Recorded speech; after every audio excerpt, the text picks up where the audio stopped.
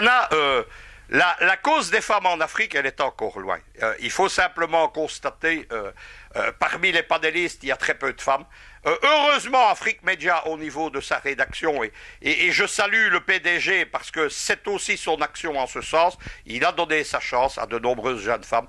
Vous en êtes un exemple, il a prouvé que le talent pouvait aussi se conjuguer au féminin. La question de la cause des femmes, évidemment, il ne faut pas revenir dessus. Moi, je suis pour l'égalité.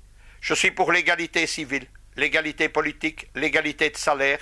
Mais je ne suis pas pour un monde, comme le voudraient certains extrémistes de la théorie du genre aux États-Unis, qui sont évidemment maintenant pour qu'il n'y ait plus non plus une égalité entre hommes et femmes, mais une confusion des genres.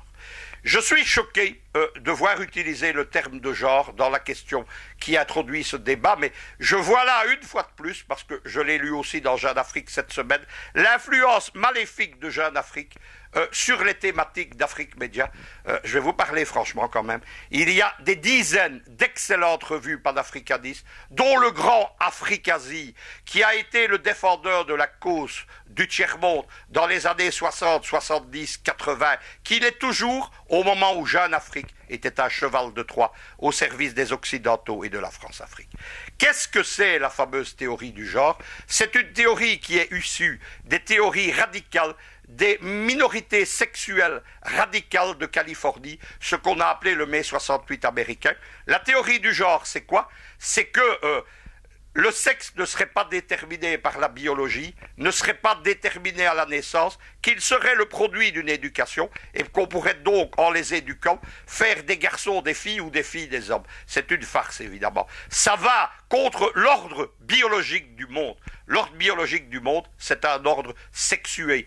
Tous les grands mammifères supérieurs dont ont issus les primates et l'homme, ce sont des gens qui ont un comportement sexuel ritualisé, avec une parfaite séparation des sexes. Il suffit de voir une meute de loups ou il suffit de voir une meute de lions. On rappellera quand même, d'ailleurs, que ça ne veut pas dire nécessairement suggestion de la femelle au mâle.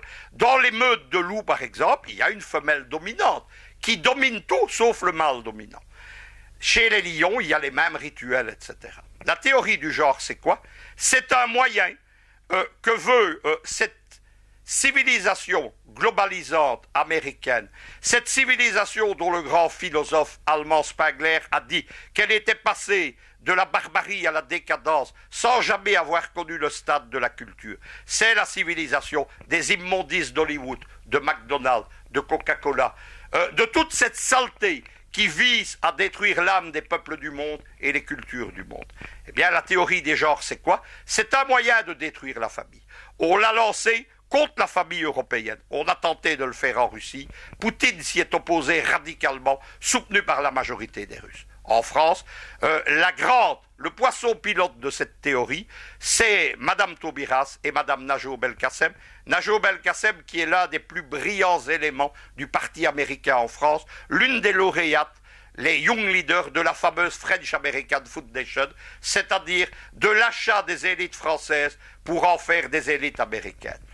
La théorie du genre, c'est toutes les stupidités contre lesquelles de nombreux Français se sont révoltés, qui n'ont rien à voir avec l'égalité civique, et surtout qui aboutissent à des stupidités, à la dévirilisation de la jeunesse française masculine. On voit ainsi une journée de la jupe en France où on demande, sous peine de sanctions par des professeurs qui appartiennent à ce même gauchisme, à cette gauche caviar imbécile, à qui on demande de venir avec une jupe de fille à l'école. Tout cela, évidemment, vise à détruire l'Europe. Aux États-Unis, au contraire, bien entendu, ces théories n'ont eu aucun succès. On y protège le patriotisme, la famille, les enfants. Je voulais donc intervenir là-dessus. Il faut arrêter d'employer la thématique de Jeune Afrique, la thématique des Occidentaux.